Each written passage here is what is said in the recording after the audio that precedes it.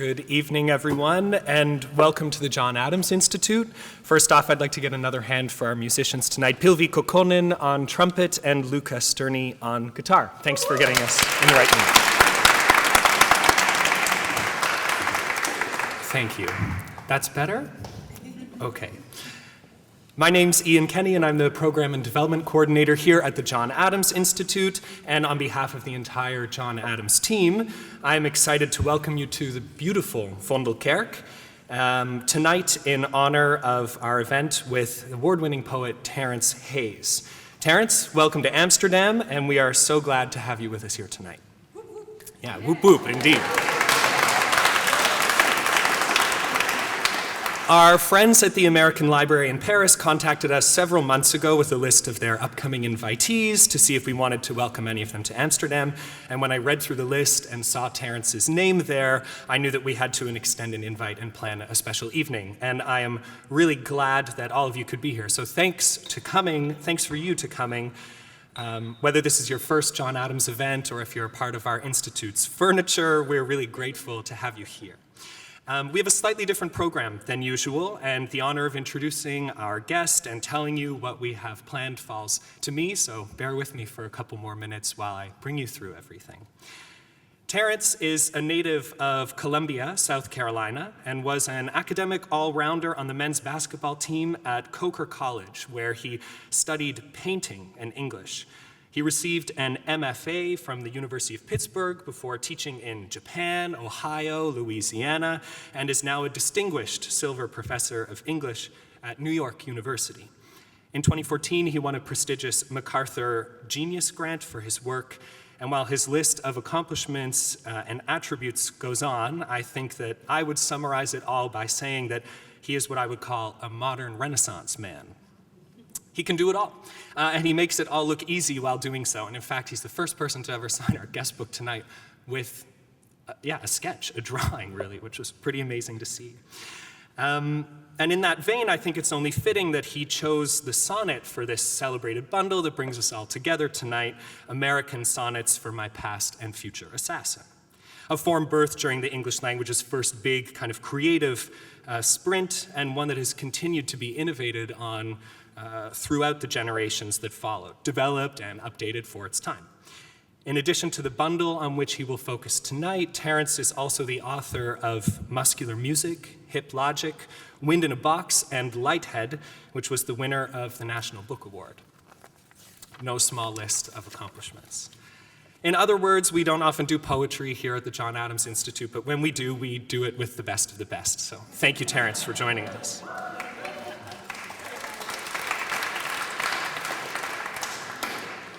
And we know that poetry can be seen as an artistic, challenging, mind-bending genre, and I would argue that it is all of those things and so many more.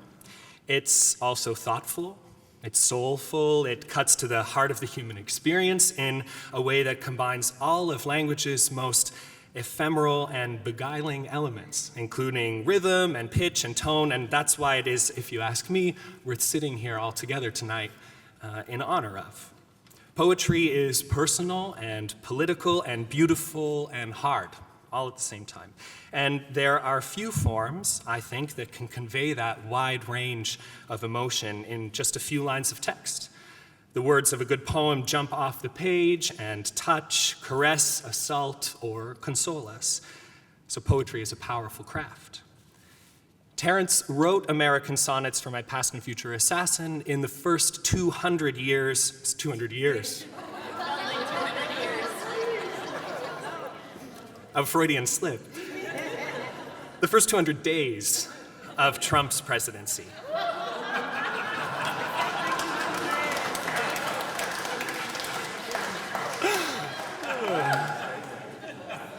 Phew. Stop it, yeah. That was a deeply troubling time for many Americans, particularly Americans of color and of just about any minority, visible or otherwise. People were frightened at the abrupt U-turn in the executive branch. After the Obama years, it seemed to many impossible that divisive identity politics would return with such vehemence to the Oval Office, and from there come to take center stage in national politics. So what started as a personal project turned into this thought-provoking, emotional collection that captures so much about the spirit of our time. It's a treat to read, and made me think about everything from the dire state of the American political system to Trump as an avatar for a deeper, more insidious movement, as well as what it means to be a real ally when the very identity of our friends, family, and neighbors is cast as dangerous by the powers that be. But the sonnets also invite us to find pleasure in life, even if only in fleeting snapshots amidst the backdrop of growing calamity. In short, there's hope in these pages, as well as outrage. Extraordinary work requires a different run of show, so tonight we've planned something different for you. We are welcoming two expert moderators to the stage to interview Terrance in separate interviews. First up, we will have Sarah Carragher. Sarah's been teaching creative writing since 2011. She's the director of the International Writers Collective here in Amsterdam, which provides fiction and poetry courses to around 150 adult students per quarterly term, both in Amsterdam and online. Originally from Chattanooga, Tennessee, she earned a bachelor's and master's degree in English literature from Stanford University, and went off and did something completely different before finding her way back to literature. She's poems forthcoming in Gulf Coast and Post Road. Sarah's going to give us insight not only into Terrance's poetry, but poetry itself a little bit. So for any of you who aren't poetry fanatics already, don't worry, just sit back and relax and let the experts take you through everything. Then we'll hear from Terrance himself as he reads poems from the collection, and then we will turn to a second one-on-one interview with moderator Jennifer Münzlach. Jennifer is a music maker, presenter, singer, workshop facilitator. What doesn't she do? She grew up in Amsterdam, spent some time away in Almere, and came back to the capital to study and work. Hey, there's nothing wrong with Almere. I've never been there, but I'm sure it's great. She has presented at and moderated for numerous events in the Dutch cultural scene, including the Amsterdam Roots Festival, Mind the Gap, Uitmarkt, Milkshake, Kwaku, and Into the Great Wide Open.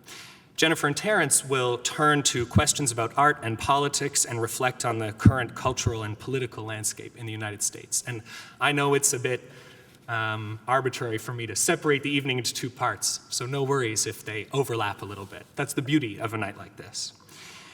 You will have a chance to ask questions briefly, emphasis on brief, at the end of each interview, and I would really ask you to keep your questions short and pithy and with a question mark at the end. And after the second interview, John Adams director Tracy Metz will come up to the stage and tell you more about our upcoming programs. And then Pilvi and Luca will take us away and close out the evening before we head to book signing and reception. But for now, please give a warm welcome to Terrance Hayes and Sarah Carragher. Come on up.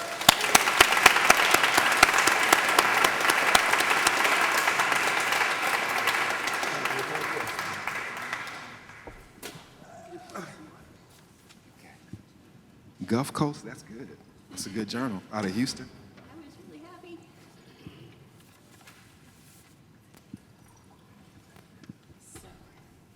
How y'all doing? Great. What are we gonna do, Sarah? Well, okay. All good? Yeah. Kind of just wanted to take a little survey starting out. So, how many folks in the audience are poets? Just raise your hand. Okay, great. That's a high number. So how many of you have written one or more poems, but you're not ready to call yourself a poet yet? Sinterklaas poems count. Okay, pretty good here. All right, how many of you can't imagine ever writing a poem? That's fine. It doesn't have to be everybody's thing. Maybe you'll feel a little less definitive about that at the end of the evening. That would be fantastic. So one final question. How many of you came prepared with poetry, burning poetry questions? Okay, just to make sure that we leave some time at the end. Great. So I'm going to start out by saying, I'm just going to put it right out there. My overarching question for the evening is, how do you manage to write when what you really want to do is scream? But I'm thinking, Go ahead. maybe we'll approach this question through a series of other questions and then come back and recap at the end. Does that make sense to you as a strategy? Sure. It's kind of a big one. The thing about us, me and you, is that we're teachers. So I'm just going to set y'all up. I feel like all of my answers are always, maybe there's three hands. There's the hand of the teacher, and then there's the hand of the poet. So the teacher is the reader. The teacher is not a judge. So anybody that writes, the teacher says you can do better, it's great, doesn't dismiss you. So I mostly am in that position. More than the poet position is a little bit private, weird, unpredictable. So it's better that I represent as a teacher. So therefore, I would say, the teacher would say form. That's what form is for. You want to scream, and then the teacher says, well, here's a sonnet, here's a haiku, here's a sestina, and they're giving you these forms. I mean, it would be the same would be true in music, the same would be true in visual arts, is that there would be a kind of context for whatever you would be feeling, and you would use that context to get somewhere new. And there you have the American Sonnets. I mean, that is the answer of using something old and trying to bring it, something present to bear on it, and hope that that works. Yeah, great. I mean, that takes us right into my second specific question, was indeed about the sonnet form. And I mean, most of us have encountered a sonnet at some point in our lives. Shall I compare thee to a summer's day? And it's commonly thought of as a love poem. So why the choice of why did the sonnet seem like the right form for you in that moment? Okay, I got 5 answers for every question. The first answer is 2018, the book came out. My general position in everything is the last poem and the next poem. So they did ask for sonnets, and I did give y'all 3 sonnets from the older book and 3 sonnets from the new book, because he still shows up. He still bothers me, the thing that would make me write those sonnets. But generally, I would say to you, I feel like poets write. Poets have to be in a moment. So unfortunately, we are kind of looking at a possible similar thing. Please don't let that be true.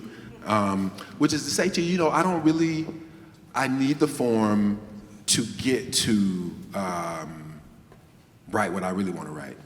So the book that's just come out last year, so to speak, has some sonnets in it, but it also just has the things that you want to do when the world is not burning.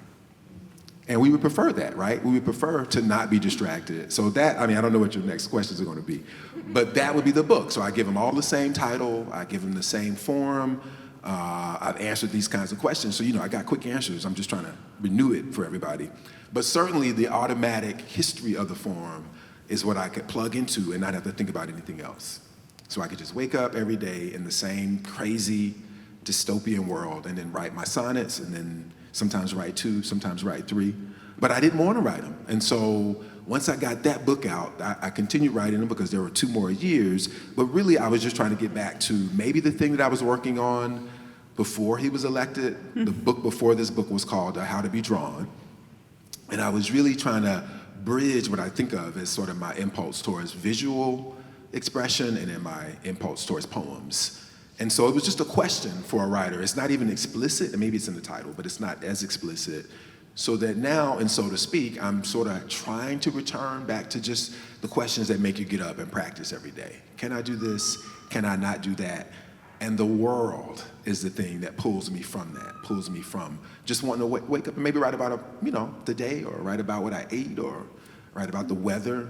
But again, in the world that we're in, it's not just Trump. There's a lot of things that are, even being in the bodies that we are in, they're always knocking us out of that sort of comfortable space. And so I think that that's sort of what shows up in the poems. Whatever's distracting me from utopia, distracting me from the dreams. Yeah, so, oh my, this is much. Okay, we don't have to hold it so close. So we have we're familiar with the Italian sonnet, the English sonnet. So what is an American sonnet? Okay, this is a good one too. So, English sonnet, Shakespearean sonnet, it's like 12 lines of you thinking one thing, and in the last 2 lines, you have the volta. Y'all know what I'm talking about? To get out. The Italian sonnet, you have 2 quatrains. So you got 8 lines of thinking one thing, and then you have 6 lines of maybe changing your mind a little bit. So that makes sense to me. The English sonnet, people who wanted to take over the whole world, thinking that like in 14 lines, they're right for 12 out of 14. That's a colonizer, you know, like I'm mostly right. I might change my mind. It's still humane. It's not a barbarian, but it is still like, I know I'm mostly right, so I'm gonna make everybody in the world mostly right, like in the way that I'm right. Enlightenment though, the Italians are like, 8 out of 6. 8 out of 6. When I think about a thing, if I'm arguing with you, I'm gonna give you 6. I'm gonna still have 8. There is no 7 and 7 in the sonnet form, if you follow what I'm saying. The American sonnet though, if we're just talking about modifiers, if you're just saying what changes the sonnet is the adjective in front of it. American sonnet, first you got a black president, and you got a whatever that motherfucker is, president. First you have, you know, things are doing great, then things are doing bad. It's just so up and down in America. It's just so schizophrenic. So to me, the American sonnet is gonna have more than 1 volta. It's not gonna turn one time. It's just, you know, it's that. So that kind of energy is what I'm usually going after.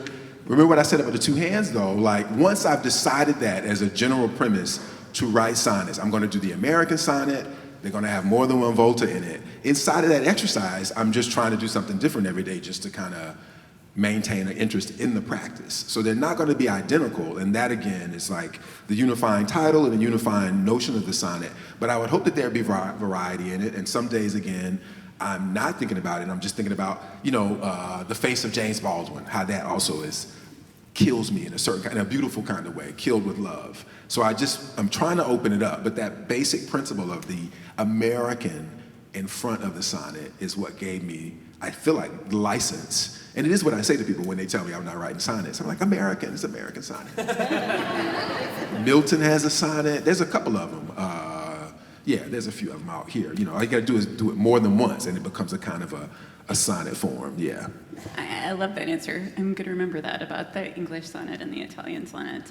I thought maybe we might actually just go ahead and read one. Okay. And I have a printout here, or you can, It's the so page tiny. numbers are Is your there. page bigger than mine? The Let me see. page numbers are there if you want to look at it in your book. Okay. Oh, you want me to read the first one? So yeah. Just read the first one. In the process of writing these things, I also say, you know, again, when I read, I'll read you some of the stuff that's in the current book, even if that's not here, just to show you what I'm talking about in terms of like what form will do and then what you're not doing in the form.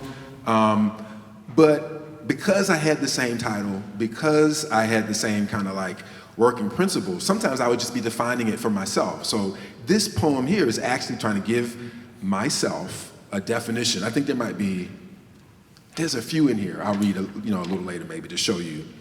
But this one does it. This was definitely a definition. And the only thing I would say about it in terms of that flexible you, the royal you, is that sometimes I think I'm talking to like the America that has voted for Trump, and then sometimes I think I'm actually talking to Trump. But I'm also defining for you. This is the poem that's on the back of the book.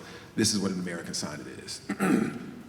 I lock you in an American sonnet that is part prison, part panic closet, a little room in a house set aflame. I lock you in a form that is part music box, part meat grinder to separate the song of the bird from the bone. I lock your persona in a dream-inducing sleeper hold while your better selves watch from the bleachers. I make you both Jim and Crow here. As the crow, you undergo a beautiful catharsis trapped one night in the shadows of the gym. As the gym, the feel of crow shit dropping to your floors is not unlike the stars falling from the pep rally posters on your walls. I make you a box of darkness with a bird in its heart. Voltas of acoustics, instinct, and metaphor. It is not enough to love you. It is not enough to want you destroyed. So I'm trying to give you a little bit of a definition of the things that maybe would happen inside of something like the form. But again, what I would say is that was just like me waking up one day and say, I think it was still November even. I started them at the beginning of November. This could have been around maybe Thanksgiving. And I was like, now what am I doing? What am I doing? And I was like, well, I guess I'm just gonna write what I'm trying to do. And that maybe was the first one where I thought, well, that looks like a kind of a definition for this American sonnet for myself. Yeah, that's why I picked it.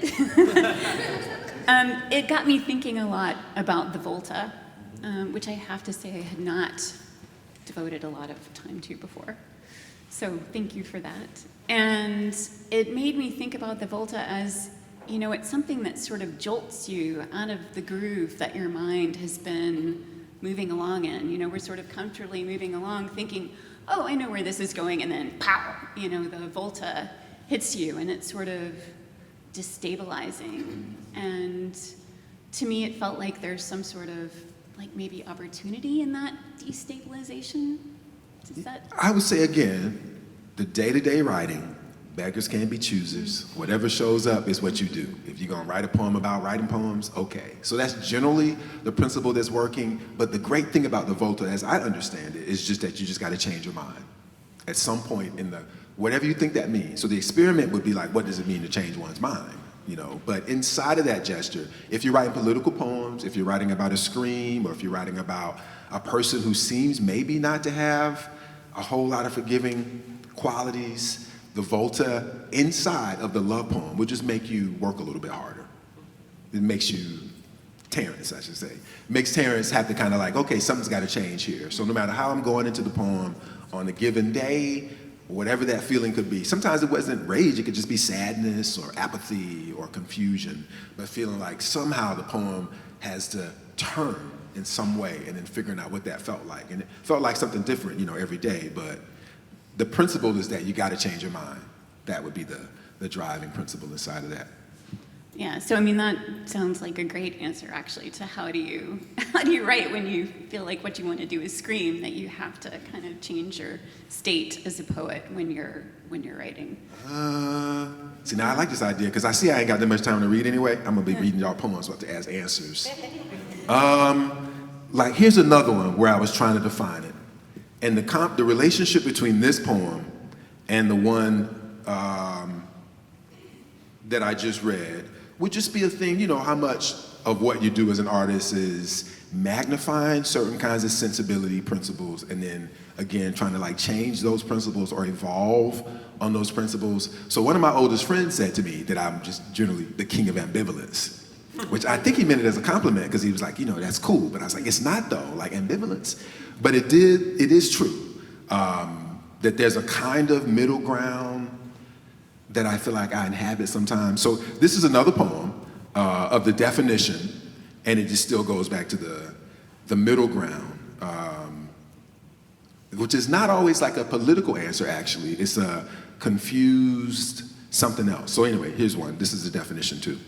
American sonnet, because all the titles are different. American sonnet for my past and different assassin. Past and future assassin. Our sermon today, this is on page 27. Our sermon today, oh, we're in a church too. Okay, let's see. Our sermon today concerns the dialectic blessings in transgression and transcendence.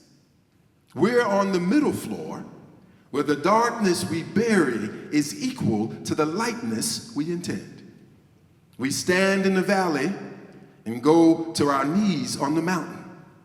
One rope pulls a body down and into earth, and the other pulls up and after stars. To be divided is to be multiplied. Let us ponder how it is that you and I have remained alive. Mississippi, and all the seas bound to sky by rain, the root and reach of all the trees. When the wound is deep, the healing is heroic. Suffering and ascendance require the same work. Our sermon today sets the beauty of sin against the purity of dirt. So somewhere in that middle, is where I feel like when a friend says, something about ambivalence, it is true, like trying to find, the beauty in sin, the beauty in a terrible person, and the dirtiness in something that seems to be pure and simplistic, like that territory. And I just, again, say that and read that poem to say, that to me it's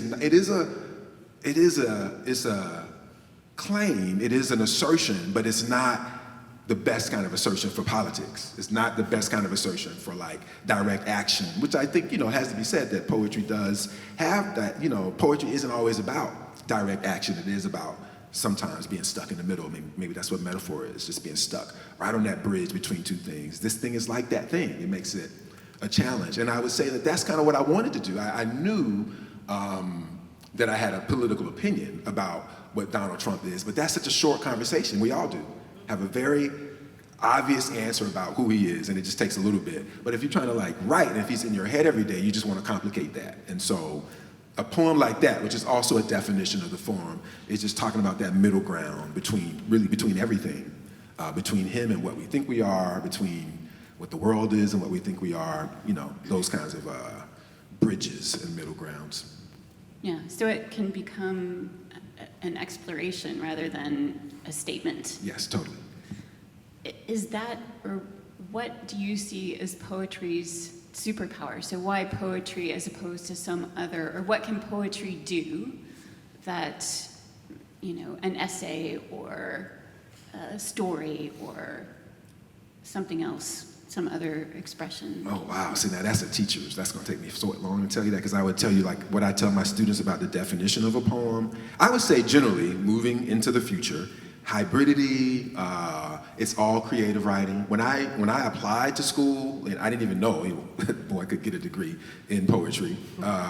So when I wrote out what I thought I was going to be getting this degree in, I put creative writing. And I think that that's right. Like, all you want is to, if you want to master something, you just want to have some relationship to the broad field of creative writing. Can you master poetry? Can you master fiction? Can you master playwriting? No, absolutely not.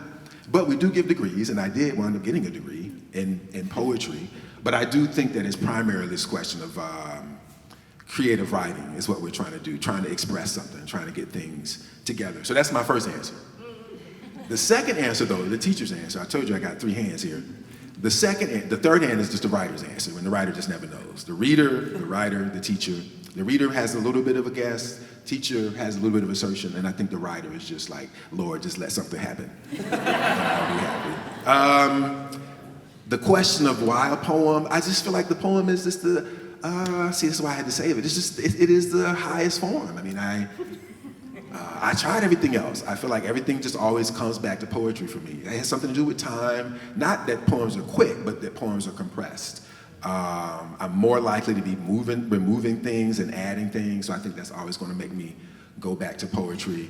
But the thing I say to my students, and I'm going to make it as clean as I can for you, it is the definition, and I say it on the first day of class, because I'm like, I want you to know that I do think there's a thing that a poem is, and that I want you to be able to do it. And so it's just like I say, the poem is a house. And when you first come right into the first floor of that house, that's just, so much depends upon a red wheelbarrow glazed with rainwater beside the white chickens. It's just like there's rain and there's the chickens, and you got it all in the most dictionary sense of that. Just to have that as your poem, you're good. That's the first floor. That is the text. But upstairs, like in the attic, is like context. So for the sonnet, it's just like Shakespeare and the 14 lines and love. I might not say it, but you come into the house of the poem knowing that there's some hot air that's floating above it, and that's just history. So if you knew what I just said, that context, when I said so much depends upon a red wheelbarrow, if you know that's William Carlos Williams, there's your context. If you don't know it, then maybe gardening's your context. You see what I'm saying? So you come into any relationship with language. This is my first talk to my students. There's context in the attic, it's a house. There's the first floor, that's text. And so on this first floor, if I'm going to get you to write some stuff, in order for the text to work, it's just like a house. You want to have like a kitchen, some sounds and some imagery and some vivid things happening. You want a bedroom in this poem for your dreams. You want a bathroom, that's privacy. So one of the few places you're ever really alone. And then all the kind of stuff you do in the bathroom, you probably want that in the poem too. Living room, some social concerns, people coming into the space. So if you have all of these things, your text and your context, you probably got a poem. But that's not really what makes a poem moving, though. That's just is what makes a poem a poem. What makes a poem moving? Subtext. So it's like a crow in a gym. What's the subtext there? Jim Crow. I never say it. If you get it, maybe you get it. If you don't get it, it's just underneath the poem, that this notion of like, what does Jim Crow have to do with anything in that poem? That's subtext. You answer that. But that's basement. That's the thing that makes the poem the most important. Context, text, subtext. What's in the basement? The furnace. It heats the whole house up. The hot stuff, the water heater, fuse box. Y'all got basements, right? Y'all have basements? Cobwebs, boxes, stuff that you don't want on your first floor, all that hidden stuff, dark stuff. So a lot of stuff, energy as well as just repressed stuff. So in a workshop, when I'm talking to my students, the thing that I always say to them, and it's why I have to do it on the first day, is to say, what's in the basement though? So a student who shows up that has all the technical stuff done, has done everything I asked for on that first floor, and has everything going on in terms of its history, and they're showing it their intelligence, I still would be like, where's the heat? What is in the basement? Should stuff in the basement come up? Should stuff in the first floor go down? You got a sofa in the kitchen, that's fine. Maybe you like to cook while you're laying down, so everything, how you set up the first floor is your business. Set up your house however you want it. But the main question is still gonna be what's underneath it.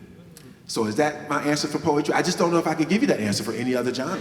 I can only give you that answer for poetry, which is to say subtext. So much of what happens in poems are not happening in front of you. It's sort of happening inside you and underneath it. And that's just a very hard thing to do in any other art form. So poetry, yes. Yeah, you've talked, oh, there it is. I was looking for that quote where you described a poem in Watch Your Language as an animal with a machine skeleton or a machine shell with an animal heart. So if the machine part is the form and the craft, all of that stuff, then what is the animal part? See, it's a disposition question. And I think when I'm talking about that, I'm having an argument with one of my friends, Mary Carr, and it would just depend on the poet. Some poets would say it is more machine than animal, and those maybe would be formalists who believe that there's a certain, again, you could do all of this for music, you could do it for art, maybe in painting, it would maybe be a realist or a super realist who believes that there's a kind of system of mechanical applications that can get you to where you want to be. And then I would be on the side of the animal side. So the animal says, an animal could have one leg that's shorter than the other. They still can get across the room. They might not have great vision. So it's not going to be as perfect as a machine, but it still is communicating. And it still is like, it also implies that you can't master it. You're not really going to ever master an animal. You can master a machine though, but you can't master an animal. So I would just be on the side of saying the poem is some sort of living thing that maybe at some point you maybe lose control over, or at some point you maybe will have to let it go. That's how I think about the books. Like they just go out and they do their thing. I trained them, I fed them, I worked with them, and then I said, okay, hopefully somebody will let you in, So that would be an animal relationship. Ford, assembly line, mechanical relationship would be something much more, again, more systematic in terms of convincing people that there was something in there for them to get. So yeah, I would just say more animal. And that still goes back to the house and the subtext of just this question of what you can and can't know inside of the artistic process, which is also why I started and continually I'm saying to you, at this point in 2024, I just don't feel like the genre thing is going to work for us much longer. I mean, the genre is a product of like marketplace and whatever the world was before it was what it is now. Who was I saying that to? At dinner, Jennifer? Saying about like hybridity, just if you do a whole bunch of stuff, you want to be able to do a whole bunch of stuff. I mean, they tell you got to major in one thing. I just feel like that's not where we are anymore. You're just figuring out how to do it all and have it all be in harmony in some kind of way. So, yeah, how about that? I like it, I'll take it. It feels like in order to do that, I mean, one of the things you have to learn how to do is kind of let go and kind of get out of your own way. And in our classes, we talk a lot about the shitbird. And this is a term that was coined by Philip Schultz to talk about the bird that just sort of swoops in and craps all over whatever it is that you're trying to do. Do you have a shit bird? And if so, what are your tricks for kind of wrangling that voice? Oh, interesting. Before the sonnet book, my favorite thing is just to have something to work on. When I was in college, I was a fine arts major. I played basketball, and I took one intro to creative writing class as a sophomore and nothing else. I never took a poetry workshop. That still would be true. But I read a lot, and so I would say, as Borges would say, I'm a much prouder reader of almost everything than I am a writer. Like, the writing thing is a challenge. So for the book, for the sonnets, I just thought I would do the opposite of what I've always done, which is like have a poem to work on, still, you know, writing every day, but always returning to this thing that you're trying to unpuzzle or unlock, to writing a poem a day. Where am I now?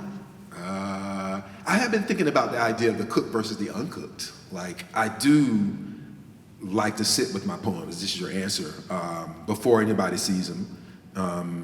Even the tragedy, we're still friends, the tragedy of my marriage that no longer exists was that, you know, she was a more regular person, so she'd be like, I wrote something where you look at it, and I'd be like, oh. And then I would write it and be like, you know, you'll see it in the book, you know, that kind of thing. Because I didn't want anybody to solve it for me. I mean, having written so much by myself as a young person, getting to a workshop, which is, again, counterintuitive for a person who teaches workshops, I feel like, why would people be solving it for me? So if I bring a poem in and it'd be like, I don't know, the red tomato, and somebody'd be like, I think it should be crimson tomato. And I'd be like, And then a year later, I'd be like, oh yeah, crimson, sure. In my speed, that's totally fine, that I would take a year to, you could also see why we're not married anymore, because that's generally, let me think about it, you know, generally about everything, and then come to a conclusion. So again, I would say, I like to not have a poem done. I don't like to finish poems. And in fact, I would say, in terms of like my most immediate iteration of this with the books coming out last July, is I do find the books are kind of an interruption. I like the practice of practicing, of failing, of struggling, of not even really showing it to people. You know, practice is like whoever's in the gym, they're usually practitioners too. I like that space. This is the game. No, again, context would be like an Allen Iverson thing, if anybody knows what I'm talking about. So Allen Iverson said, you know, practice what you're talking about. I think it's the absolute opposite, because we spend much more time practicing than we do at the game. So I would say, this is cool. I find now, at this point in the books, I'm really just, you know, I want to get back to work. I do the stopping from a regular practice, which is my normal default thing, is always hard to kind of, it's daunting. So I've just decided I got to figure out some way to keep writing and, you know, publish books, but not have to stop, you know. But you do have to stop. You got to take care of them. You got to, again, send them out into the world. They graduated, these books, when they come. But as I sit here and, you know, on the precipice of this next thing, I'm like, oh, you know, I don't think I like games. I think I just want to be in the gym practicing. I have so many more questions, but I want to open up the floor briefly for those people who raised their hands with urgent poetry questions. If you want to raise your hand. Oh.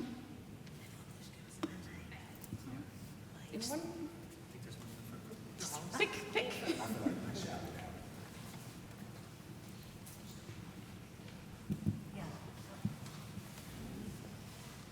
I'm so excited you're here.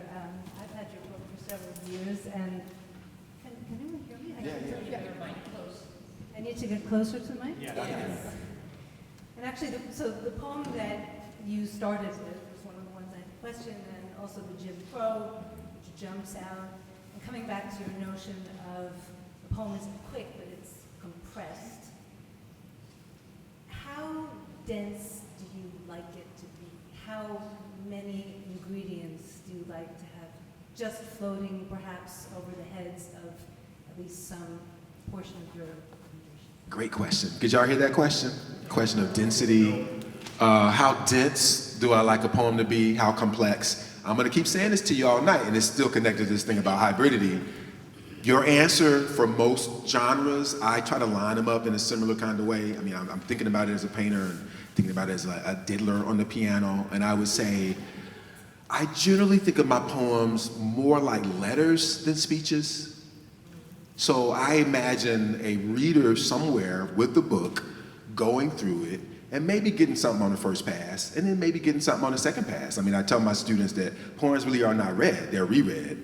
I also don't think they're written, even though after the sonnet book, I haven't been saying that anymore. But before I wrote my sonnet book, I said, they're not written, they're rewritten.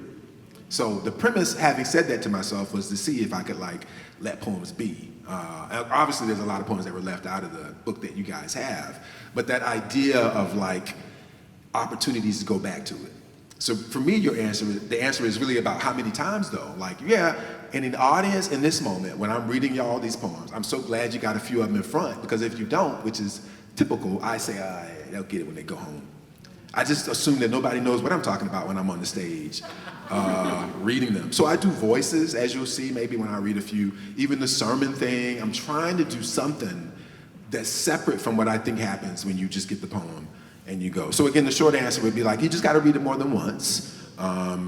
Probably people are getting the most if it's taught. Just knowing this over, after 20 years. If a bunch of students are around talking about a book, they'll get most of the stuff. Otherwise, it's a letter. Whatever you get is what you're supposed to get. Just the other day, I was looking in these glasses, cleaning them, and I saw these two little R's, almost invisible, right in front of my eyes. I think they're marking what my stigmatism is. I was like, but I've had these glasses so long, how could I not ever seen that until 2 days ago? And so I think of the poem as that kind of way too. Certainly that's true for Wallace Stevens, it's true for Gertrude Stein, it's true for Gwendolyn Brooks. Less true maybe for Langston Hughes. This idea that Langston Hughes is performing, Langston Hughes is thinking about us sitting here and not necessarily reading it, so he does want you to get as much as you can in the audience. I say reader, I say, I hope you get something in the audience, I hope you get more when you get home and read it, because it is a lot. I mean, again, if I'm working on a thing for a year, and then you hear it in 10 seconds, I mean, I wouldn't think that you would get a lot of it, and I think I'm okay with that. Okay, one more, we have time for one more question here. Okay. Opera. So one of the things I really like about American Sonnets is the way so many things sort of come back again and again and again. They intertwine. And one of the things that I really am curious about, if I may ask a specific question, is the word twilight. And I think you answered that a little bit when you talked about ambiguity. Right. But I wonder if you could talk a little bit about how that word works in the collection. Interesting. Again, it's a little ways back, but you did answer it, the middle ground. So there's a question about twilight. There's a question about a word that shows up in the manuscript. And I'm like, is that in my top 5 of the words? Probably stone and blood and some other words probably come before that. But that middle ground, certainly, whatever twilight represents in the time of the day, would be right. And whatever it represents is a kind of grayness even, as much as grayness could be something like blackness, also, as much as it shows up in the poems. What I would say to you, though, about the recurrence of certain kinds of ideas and themes is that, again, just permission. I felt like and again, it's just a different thing than what my typical thing would be, because again, I'm just sort of if I can't get it right in one day, I gotta do it again. And in this gesture, I actually haven't said this before, but I think about the Zen drawing in the sand and then erasing it in a certain kind of way. So if I'm doing 2 years and I'm writing a poem or 2 a day, that's like 600 poems, and you got about 70, 75 of them. So they're not all working, but sometimes I was just trying to get the same idea to work. So the male hysteria comes around, there never was a male, that comes up a lot with the Twilight. I was just trying to get that right. There never was a black male hysteria. There's all kinds of personal reasons that are in the back of the book for someone who had written it, this brother who had kind of a mental breakdown, and I was going at it, trying to get it right. And at the end, I was I'll just put these 6 in there and sort of use them as one of my organizing principles, not because they all work, but because of the organizing principle. And there's a lot of poems like that. I said to my editor at the end, I was like, you think it should be 4 sections or 5? 4 sections of 14 poems to make a crown. He was like, 5 sounds good. That's almost like 77, like the Dream songs. I do think I could have cut probably 14 out though. But now we're getting back to the machine thing. The machine wanting a certain kind of efficiency and a certain kind of perfection. And I can say this to y'all. If I had cut those 14 poems, I probably would have won the Pulitzer, you know, honestly. But instead I left in poems that, you know the poems I'm talking about. Like bitches and vixens and fucking and cum and all kinds of stuff. So once I put that in, those are the 14 poems. So this is why I travel, because now that's probably the most interesting thing I've heard myself say tonight, you know, like, you have to make a decision, you know. So in fact, with the next book, I was like, okay, maybe not so much pussy. No bitches, no niggas, just like straight poems. It didn't make a difference, you know. So yeah, you know, I'm making decisions inside of the poems from one day to the next. Even that, like how vulgar to be, how not vulgar to be. But over a year's period, you know, those things show up. And then you're saying, this is vulgar and it's terrible. This is vulgar and like, you know, so you're making decisions again about maybe the building of the house more than anything about like the single perfect poem. Which again, would be my normal space to just be like, I want to work on this thing for 10 years. In fact, you didn't ask me this. In 2006, I decided yesterday I need to go back to this thing. I started this poem about finding my two half-brothers on MySpace. And at the time I was like, oh yeah, my Space Ghost. But I was like, everybody knows Space Ghost. Y'all probably remember Space Ghost now. That was 2006. So now in 2004, in the fretting about new projects and you know, writing every day, but not sure what it is, and coming out and like reading these two books that came out last summer, 2 days ago here, I think this is why I was supposed to come to Amsterdam. I was like, oh, I should probably go back and just finish that poem, which is 224 pages. And I work on it in between books. I'm thinking about it because in the sonnets, here, I'm gonna read it to you. In the sonnets, and in the book before this one, the 215 book, there are poems that are coming from these 224 pages. But now, can I find this poem? Hold up, let me see if I can find this poem for you. I'm maybe not gonna be able to find it. If it comes back, oh, here we go, I see it on page 25. So this poem, and at the time when I put it in the book and it had just been assigned, I was like, okay, 224 pages from 2006 to 2018 reduced to one sonnet. And I was like, okay, that's fine, I'll take it.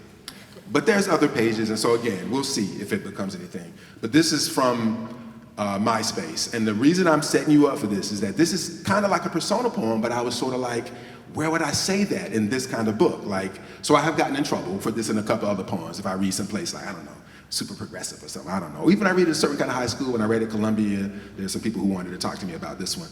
And then I would just say, well, it's, you know, it's pretty much almost word for word something that was in that MySpace page, and I made it into a sonnet because I thought the book wasn't gonna work. Okay, here we go. American Sonnet for my past and future assassin. A brother versed in ideological and material swagger seeks dime-ass trill bitch starved enough to hang, do-ragged in smoke she can smell, and therefore inhale, and therefore feel. Must ride shotgun, pouring fountains of bass upon the landscape. Must be fat-assed, fearless, and God-fearing, an ancestral insurgent, clean as new money, a cryptographer, a storyteller, a glossy sleeve. There will be a jewelry made of wooing. There will be stacks of folded longing. Amid twilight verbiage in parking lots smelling of live wire, liquor, hot air, and fire, accompany a brother. Shout out to vixens and bitches out there twerking for fucks in Bluff Estates, Washington Park, Starlight, Shop Road, Joe Frazier, Harlem Street. This is Daddy's boy. Who want it? It has changed a little bit. Those places are neighborhoods, and those are actually neighborhoods from South Carolina. I guess I changed around a little bit. I try to like push it all off onto Rashad. But yeah, I'm pretty much, it's almost 12 lines. I'm being very British. 12 lines of mine, and then there's about 2 lines in there that are actually from the MySpace page. What is the point I'm trying to make to you? Just this idea of things not being done, so that when the poems show up or Twilight shows up or ideas recur, what I loved for myself in my practice, which is not about a product, the idea that I don't have to abandon anything, that I can. You know, I went to the museum today to see Van Gogh, like all those self-portraits as a premise. Like, why you gotta only paint yourself one time? One self-portrait, really? So that idea of revisiting subjects, revisiting topics inside of the poem, calling them all the same and saying that they're all different, like John Smith, they're all, it's a million John Smiths on the planet. So there's a million poems called American Sonnet for My Past and Future Assassin, and that title is different every time. Okay, so Ian is staring at me very meaningfully, which means it's time to wrap this up. Okay. I did want to clarify something really quickly. So am I understanding correctly from what you're saying that you didn't really revise these poems? Like what came out was what came out and you just went with it? Yeah, that's right. But the ones that didn't work, I didn't put them in the book. Right. It's but only still. 75 out of 600 poems or something. And there's a few in the new book that I'll read you that were written in this period and after that period. But yeah, what I say to people, to go back to the poem question, is like, if you write a poem a year, you can still be a poet. Maybe you do it for your mama, a poem on Mother's Day, that works. Poem on Thanksgiving, something like that. If you write a poem a year, or a poem on Christmas, whatever, one poem a year, you can still be a poet. A lot of pressure though. If you write a poem every day for a year and get one or two out of that, still a poet, less pressure. So what you want to be doing is just writing all the time so that you don't put that pressure on every poem having to be this perfect thing. And it was a lesson for me inside of the book, I guess. Because this was not your normal approach. That's This was right. a new approach. Okay. All right. I'm leaving. I'm leaving. It's my fault. It's my fault, Ian. Thank you, Sarah. That's right. Thank you, Sarah.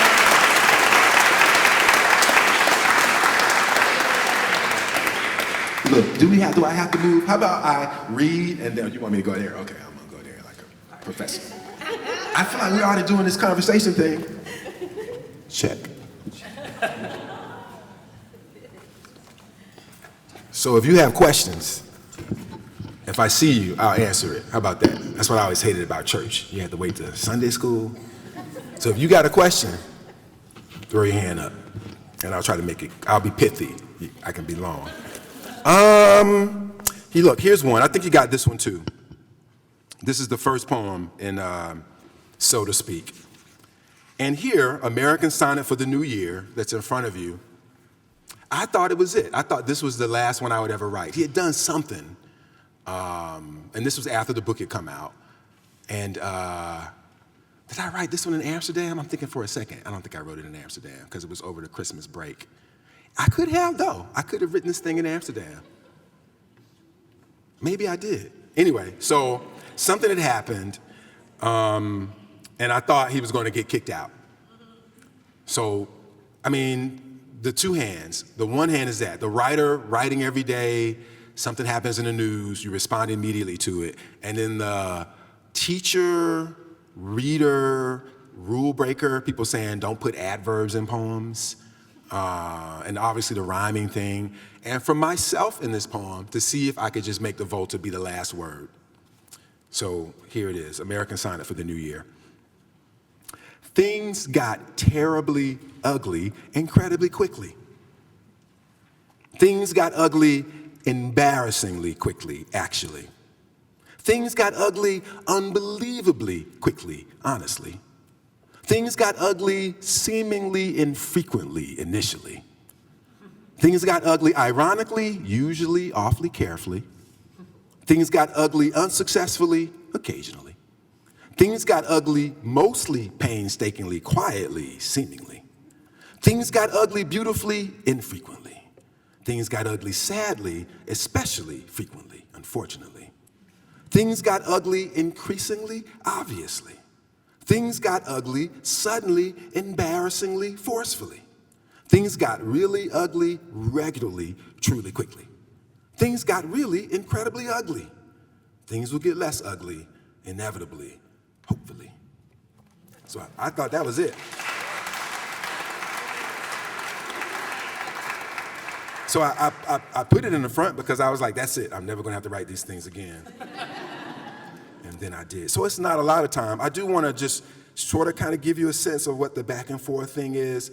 Here, I'll do these and then a couple of sonnets. These are, again, permission, evolution, not finishing things. So in fact, when I did these two books, So to Speak and Watch Your Language, my idea really through the entire book process was that they were both had the same title. They were both going to be called So to Speak. And then my editor was like, no, that's too much. They already were like, you can't all the poems the same title, so they were like, you cannot call 2 books the same title, because people will be confused. I was like, it's all coming to me, though. Like, the money gonna be the same, whichever book they buy. But I agreed. But inside of this book, too, there's a couple of poems. I put 2 of them, I wrote about 6 or 7 of them, called Strange as the Rules of Grammar. I'll read you a couple of these, and then you just see, like, this is sort of in the middle between, like, what I'm thinking about when I say, like, a more meditative poem and then a sonnet. Strange as the Rules of Grammar. Ladies and gentlemen, put your hands together for Kareem Abdul-Jabbar's beautifully iambic name. Do not think of all the tall in him squeezing into a stall at the mall as strange. Some days his father whispered to himself, someday that boy is going to change his name. I ran away from home as soon as I had a chance when I was 4 or 5 in the Carolinas. Certain words never used to cross my mind. A God who claims to be on the side of good but remains hidden is strange as the rules of grammar. The mouth filled with mouthfuls of grammar, strange as the flowers a lost child finds in the woods and consumes. Strange as that a toddler cries in public when something shiny appears, a candy hard as a ruby wrapped in plastic, a lonely coin blinking in the grass or at the bottom of a fountain within the toddler's grasp.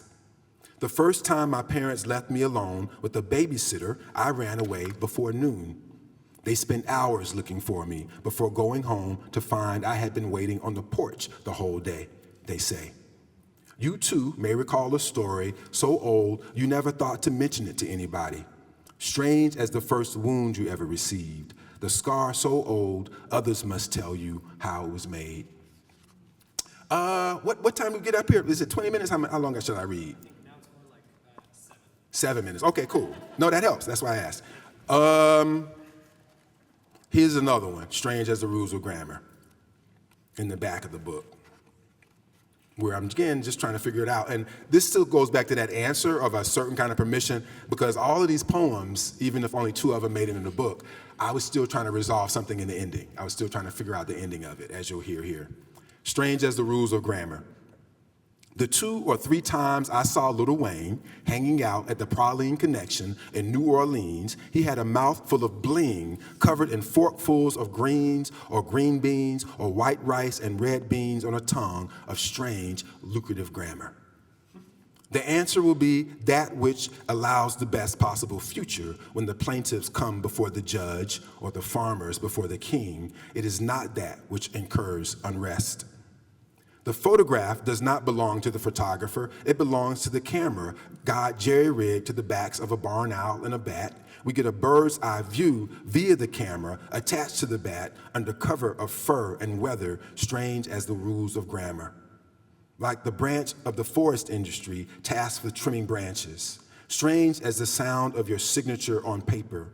All the animals, unbeknownst to us, communicate using telepathy. The owl films the room wherein you are reflecting on something strange as the rules of grammar. Between being grounded and being buried, between being anchored and sinking. You know how they say at the forked tongue of the crossroads and at the crooked foothill of the foothills, nothing you haven't already heard. Strange as the first wound you ever received, the scar so old, others must tell you how it was made. So just trying to work that thing out, you know. How about two more, and then we can continue our conversation. Well, here's the official first poem. I'll just read you these 2, and then we can just pick up. Pseudocris Crucifer. This poem I started when my son was 4. It's kind of in the poem, and I really didn't finish it till he was about 15. And in this instant, my test was to read it for him, and again, my parents, his parents, his grandparents, it was for his 15th birthday and everybody had come to town. But I don't read for my family. They've maybe been to 1 reading, they don't read the work. So that was the challenge inside of it, so we can talk about that in the Q&A. But this is one that I started when he was about 4 and then finished. Actually, I revised it again for the book too, so I told him before I revised it. Pseudocris Crucifer for Aaron. The father begins to make the sound a tree frog makes when he comes with his son and daughter to a pail of tree frogs for sale in a deep south flea market just before the last blood of dusk. A tree frog is called a tree frog because it chirps like a bird in a tree, he tells his daughter, while her little brother, barely 4 years old, busies himself like a small blues piper with a brand new birthday harmonica. A single tree frog can sound like a sleigh bell, the father says.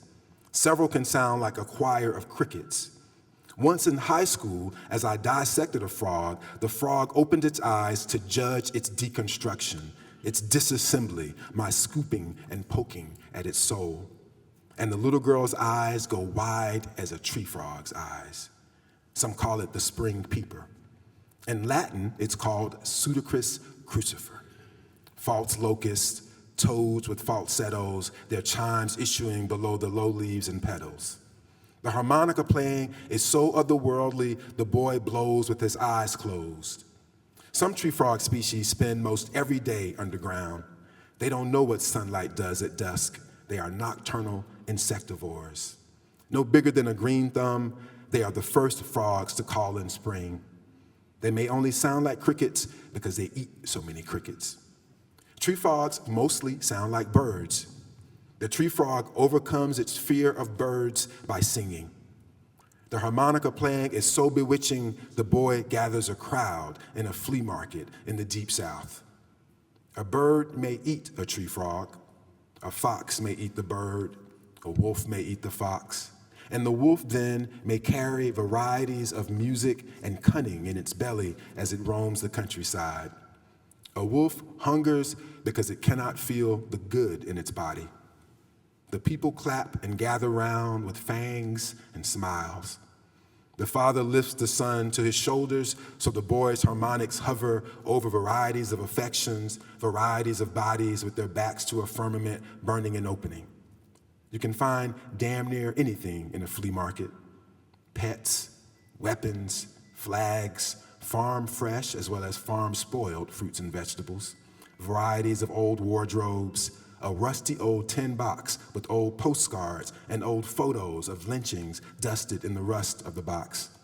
You can feel it on the tips of your fingers, this rust, which is almost as brown as the father, and the boy on his shoulders, and the girl making the sound a tree frog makes in a flea market in the deep south before the last blood of dusk, just before the last blood of dusk, just before the dusk.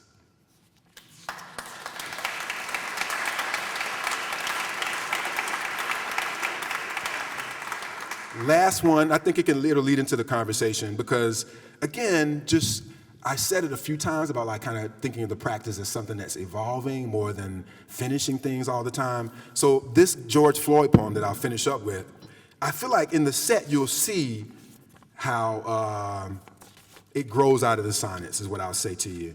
And yeah, we can talk about it in the Q&A. I'll just read it to you. George Floyd. You can be a bother who dyes his hair Dennis Rodman blue in the face of the man kneeling. You can be a brother who dies. You can be a bother who dyes his hair Dennis Rodman blue in the face of the man kneeling in blue in the face of the music of his wrist. Watch your mouth is little more than a door being knocked out of the ring of fire. Around the afternoon came evening's bell of the ball and chain around the neck of the unarmed brother ground down. The chain around the neck of the unarmed brother ground down to gunpowder. Dirt can be inhaled like a puff the magic bullet. Dirt can be inhaled like a puff the magic bullet point of explanation. Transformation both kills and fires the life of the party like it's 1999 bottles of beer on the Wall Street. People who sleep on the streets do not sleep without counting yourself lucky rabbit's foot of the mountain lion. Do not sleep without making your bed of the riverboat gambling. There will be no stormy weather on the waterboard to death, any means of killing time. Any means of killing time is on your side of the bed of the truck transporting Emmett till the break of day, Emmett till the river runs. Dry your face, the music of the spheres, Emmett till the end of time. Thank y'all. Jennifer.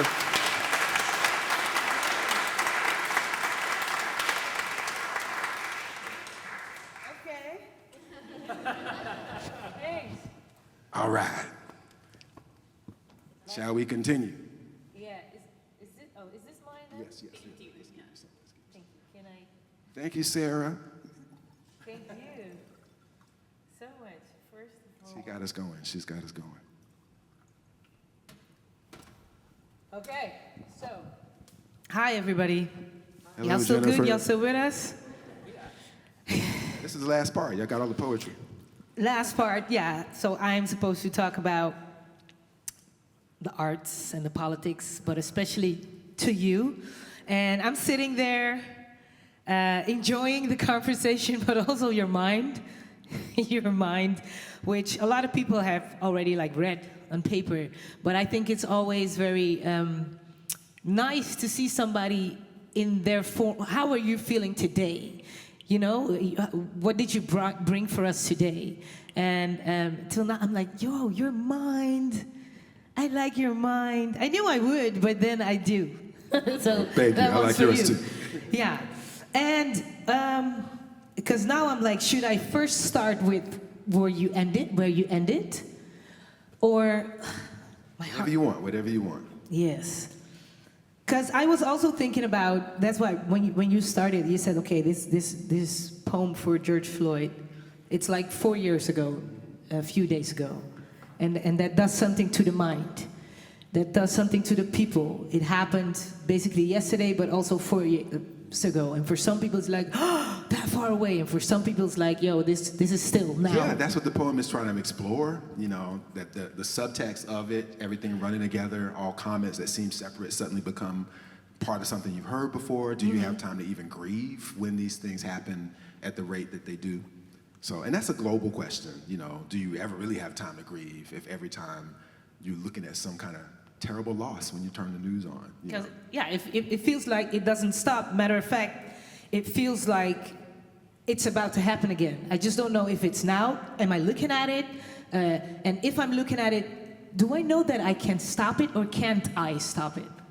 You know, is your poem, you writing about it a form of stopping it, grieving it, processing it? So this poem is, I told this story when I put it on the New Yorker, and it's connected to everything I've said today.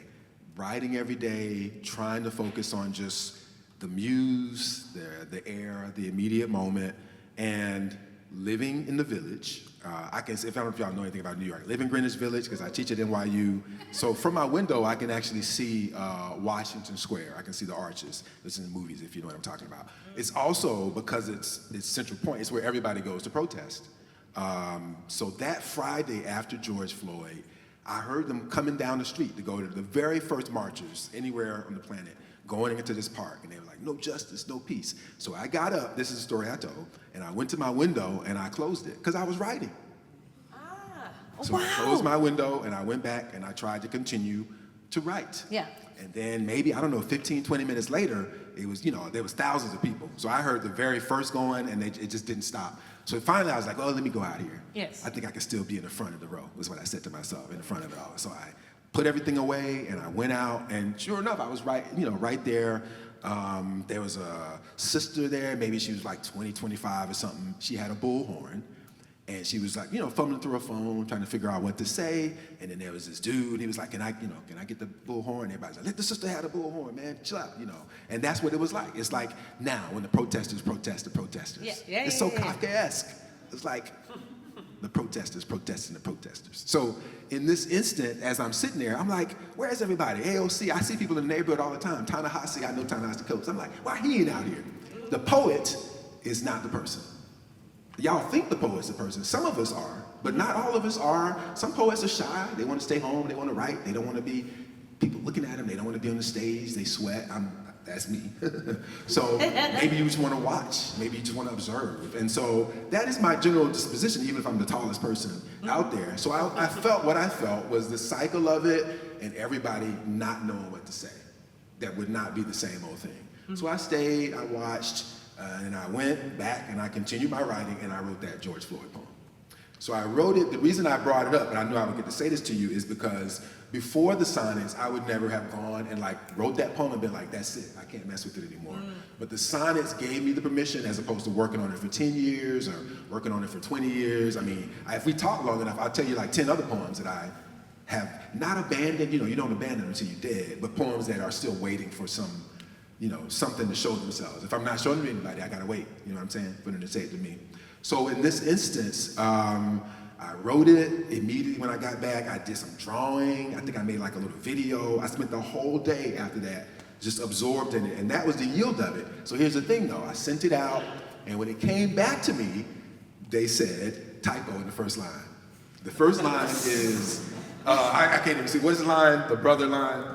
You can be a bother who dies. That's the first line of it.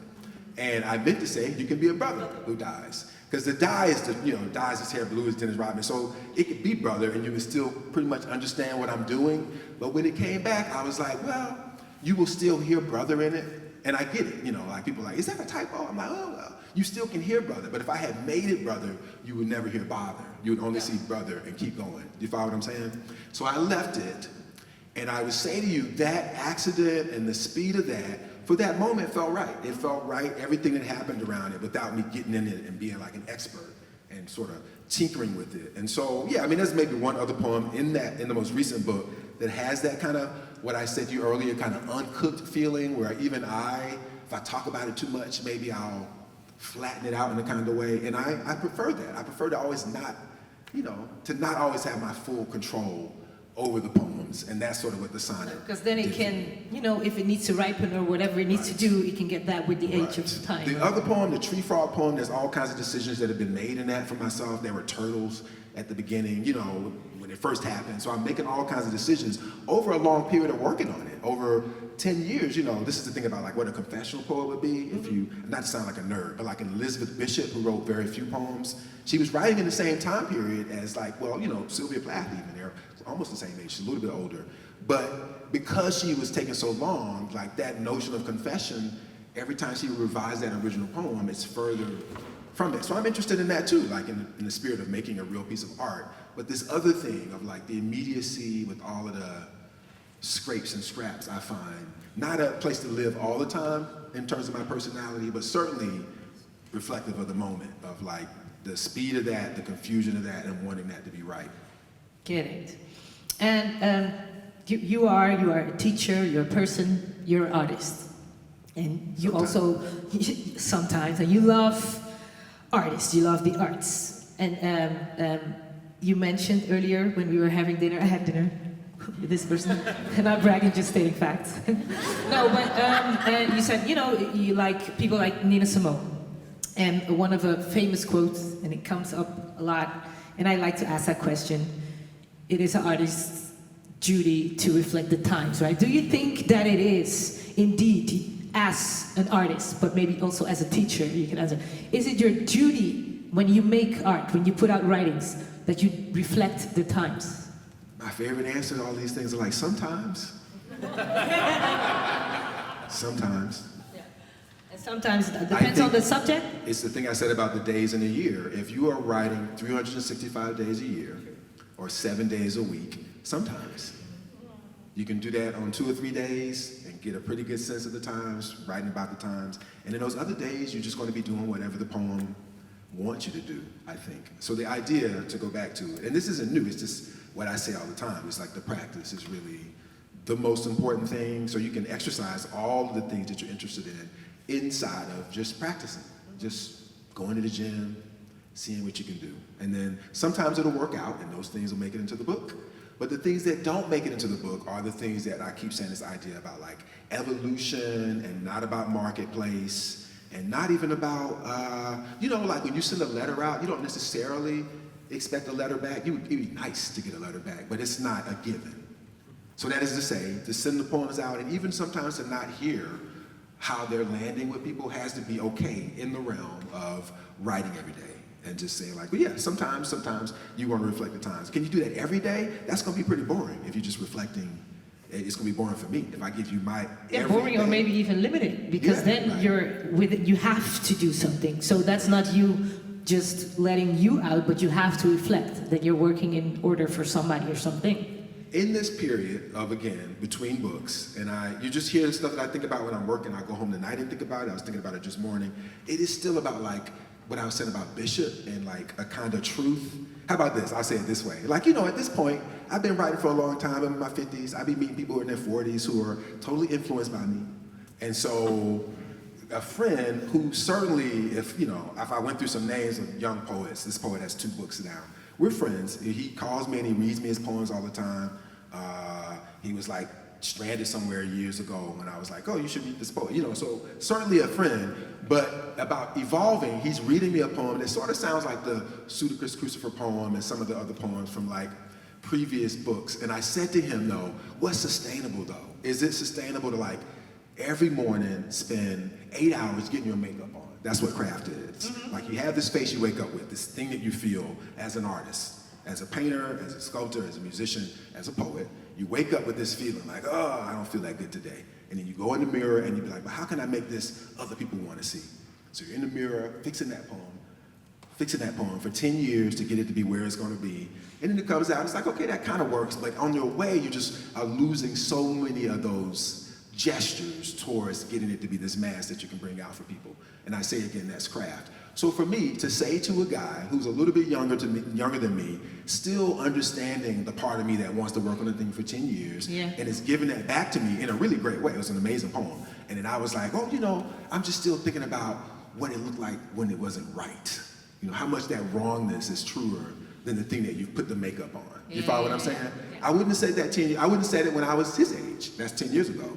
Now, though, having sort of worked through those things and done all of that, again, it's practice, it's sustaining. So it's not really about writing a perfect book. It is about, again, here's the second thing I'm gonna say to you tonight that's totally honest. That's how I feel about certain kinds of prizes. Like, certainly I've gotten a lot of prizes, but I also feel like certainly there's a kind of way that if I'm doing what I'm supposed to be doing, I don't think I would be getting prizes. I think there's gonna be certain, whether it's political, whether it's personal, and I find in my realm that would be true. It's already true. I hope it continues to be true, if you follow what I'm saying. Like, I hope that I'm doing something that people that give prizes be like, oh, that's a little too much.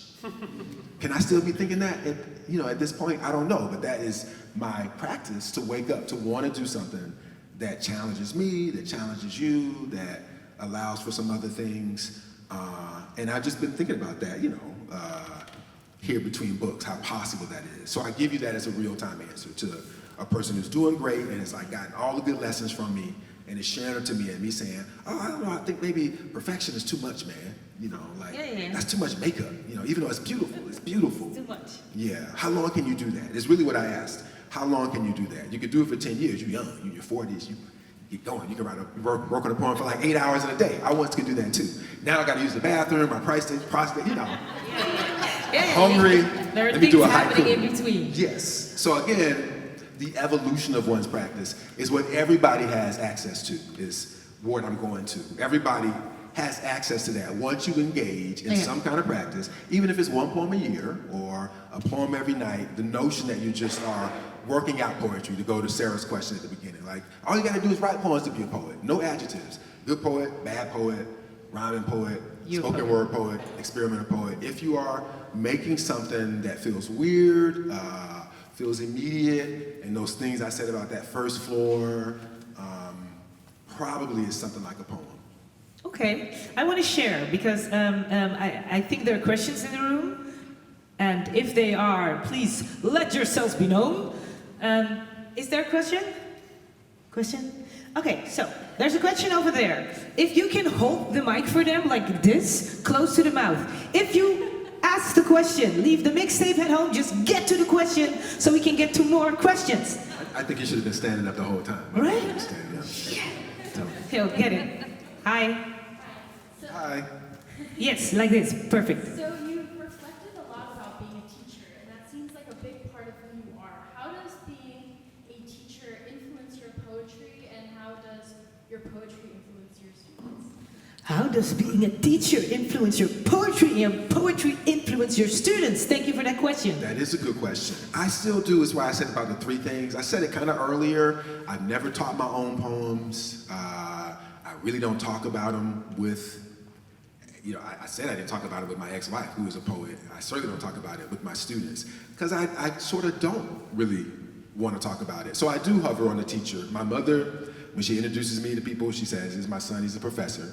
And that's right. I would much rather say I'm a professor, because the poet, is tentative, it's unstable, it's weird, nobody really knows what it is. So I do think of that as a thing that happens with my most private self, me and my shadow to a degree. And as I said earlier, it's Borges that said it, and I totally go with it, which is like, I'm much more likely to brag about whose other poems I've read or what else I've read, more than like what I've written. There's just I don't understand how that ever would be cool for me to like brag about my own poems in a certain kind of way. So the teaching is just great, because it allows me some adjacency to the thing that I love, but it allows me to be a fan. And again, that's just more sustainable, it's more interesting, it's more generous, and it's more professional, it's more private. The poetry thing, though, if you're really trying to be a poet, I feel like there's always going to be problems with that. I say that to people when they hire poets, like, it's poetry. What do you think is going to happen when you bring poets up in here? So but isn't there, it's unstable. When you say that, right? That's your truth, and that's how you live it.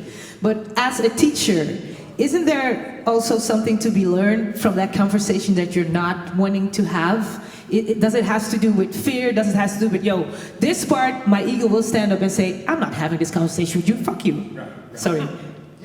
Yeah, I just think that that's still separate from the question of what poets have. I'm showing people things, I'm telling them about the house, I'm saying these are the things that have to happen inside of a poem for it to kind of be a poem. But beyond that, I really think it's like trying to tell somebody how to pray. It's like trying to tell somebody how to write a letter to someone else. You're giving them suggestions. But I'm trying to think, since the pandemic, I have given 2 pass instead of fails. So kids that could have probably failed. Other than that, I've only given A's. I just don't really think you can grade it. So I'm like, if you show up and you talk to me a little bit, I'm not going to grade your poems. And that has worked. It's worked for my graduate students and my undergrad. So I'm talking to you like you asked the question. So I'm saying, like, even certain of the principles that I think about with teaching and what's necessary in it are a teacher's principles, not a poet's principles. And so, I just find that that's a much more secure position to be in, the position of the teacher and the reader. Thank you. Another question. Don't be shy. People, y'all need to react. Yes, I have somebody over there.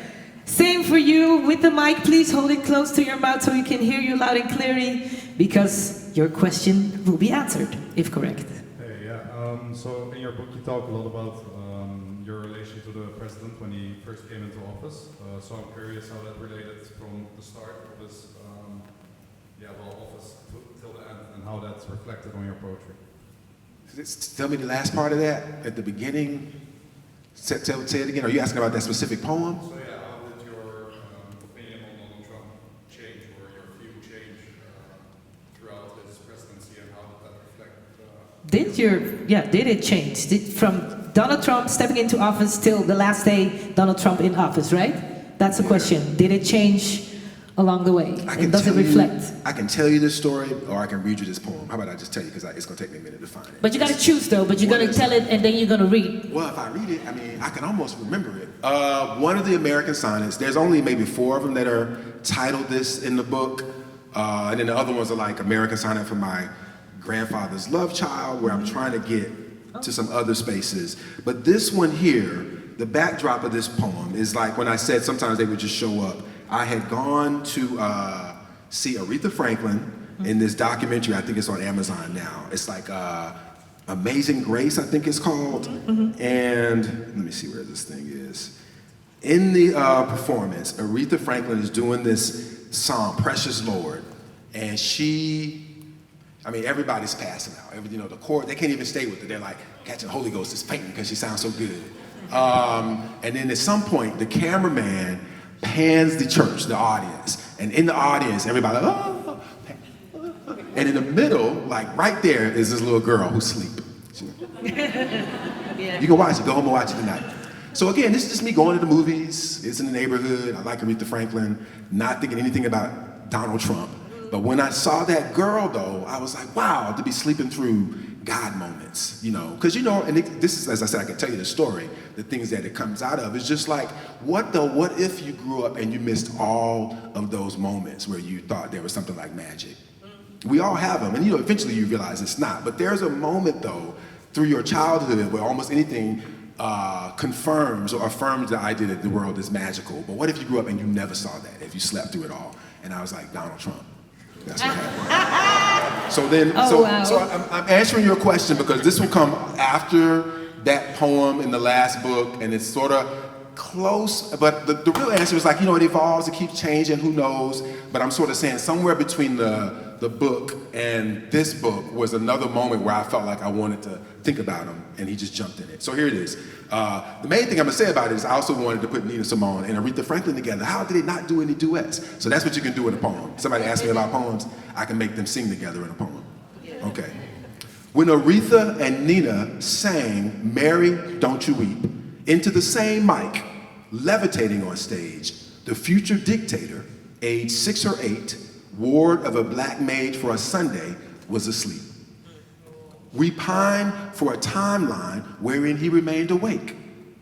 The tiny yellow flowers, yellow sparks, and yellow jackets swarming out of the mouths of the divas in this dazzling, undocumented happening distracted no one attached to their singing. No one saw when one woman took the other by the hand or what appeared between them when they let go. Some guess a celestial rope or roadway, or the disembodied robe of Lazarus, or one of them held the head and the other the tail of the snake being returned to the garden as if nothing could be holier than forgiving him. In any case, the future dictator was not awake. So, in that regard, I'm answering the question by saying, still trying to figure out what happened. I mean, that's a great mystery for all of us. How do we become who we are? So just that little moment of the girl asleep and feeling, oh man, I know she's gonna be mad if she missed that moment.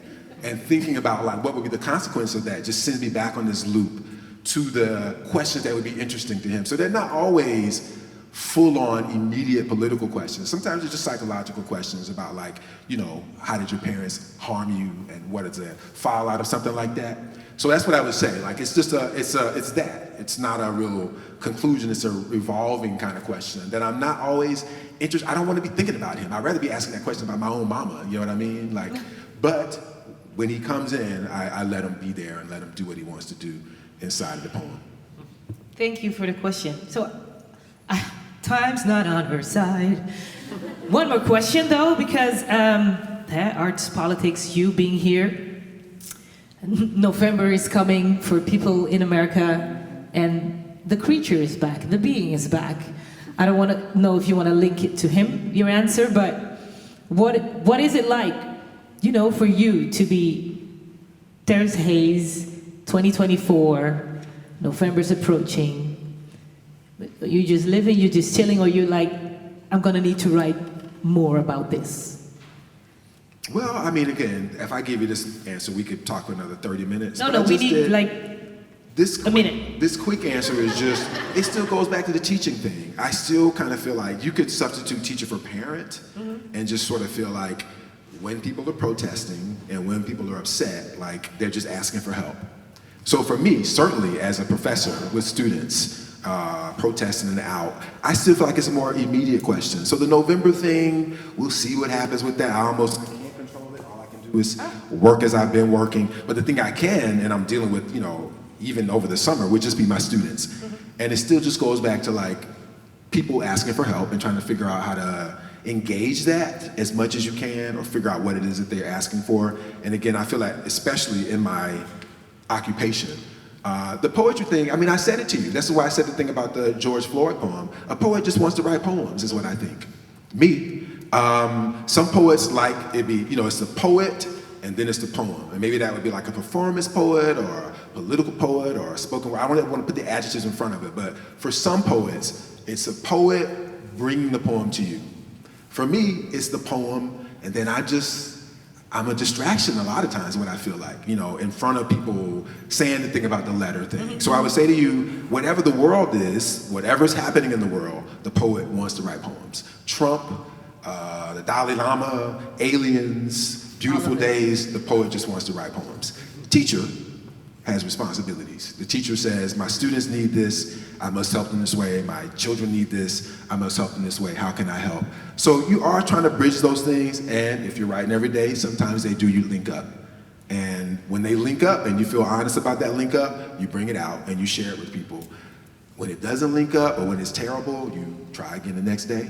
And that's like a thing that we all want to hear, that we can revise it, that we can fix it, that it doesn't have to be the final thought on anything, that you can think one day that Donald Trump is an asshole and the next day be like, oh, his daddy probably was just mean to him. And let both those things be true. Yeah. Poets can do that. Artists can do that.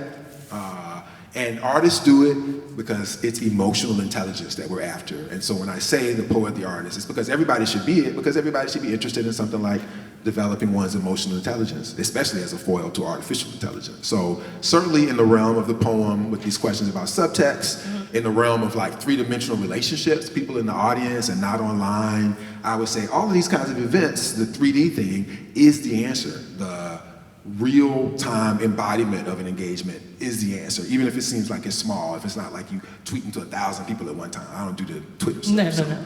But this though, even the number of people in the classroom to me is as significant in terms of what we really need to respond to. It's just like real-time conversations that I can't predict.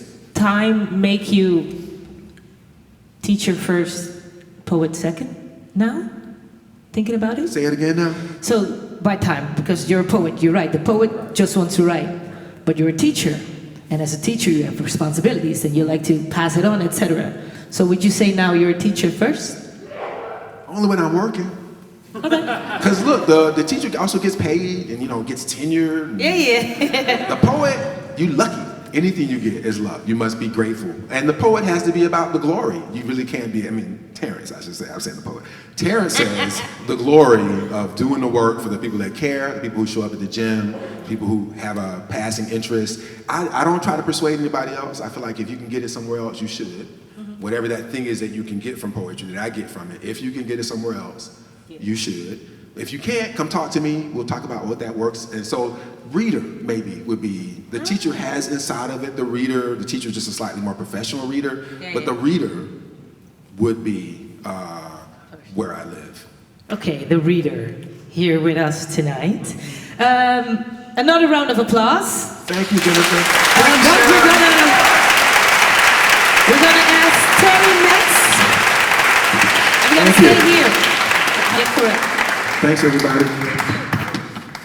When Sarah asked at the beginning, who of you had never thought that you maybe could write a poem, I was one of the people who raised my hand. And for me, that's the impact of this evening, that somehow now I feel I might, because he got me thinking about what's in the basement. We all have basements, even if we don't have a basement. Thank you, Terrance. Thank you, Jennifer. Thank you, Sarah, and the International Writers Collective. Thank you, Ian, for pulling this all together. After this, there will be refreshments and there will be book signing.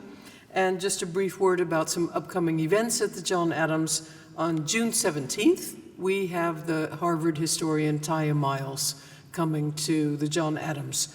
She wrote a book called All That She Carried. And that's about a simple cotton bag that an enslaved mother made for her daughter when she was being sold to another plantation. That bag went through many iterations, many generations, and is now in the collection of the Smithsonian. As some of you may remember, the director of the Smithsonian, Lonnie Bunch, was with us a few months ago, and we asked him to revisit this bag in a video, which he has done for us. And his talk about the bag and its role in the collection will also be part of this, no doubt, remarkable evening, which is also part of a big event at the Scheepvaartmuseum, the Maritime Museum, which is redoing its permanent collection to focus on the transatlantic trade. And of course, that trade was in commodities, but it was also in people.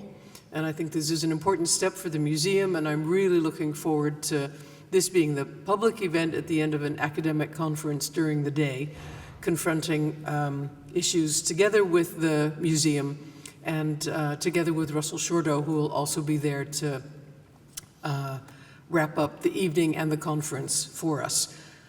On a completely different note, 10 days after that, on the 27th, the annual John Adams Trivia Night. That will be fun. And we have a new adventure that I want to bring to your attention. It's this year, as I'm sure you know, 400 years ago, that the Dutch set foot on Manhattan, which was then called Manhattan. They were not the first people there. There were already people living there, and they were the Lenape.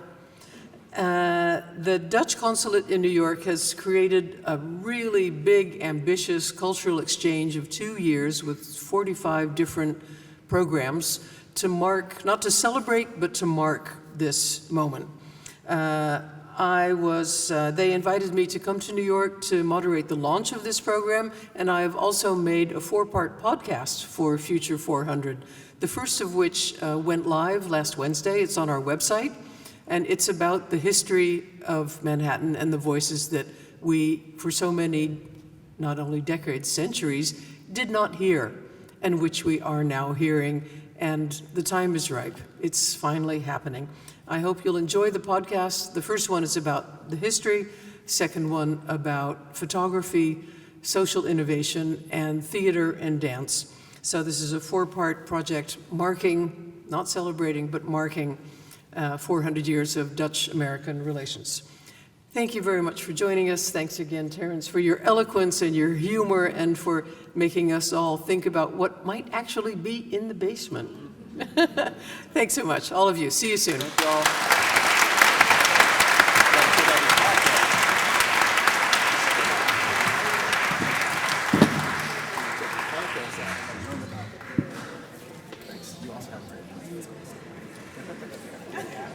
And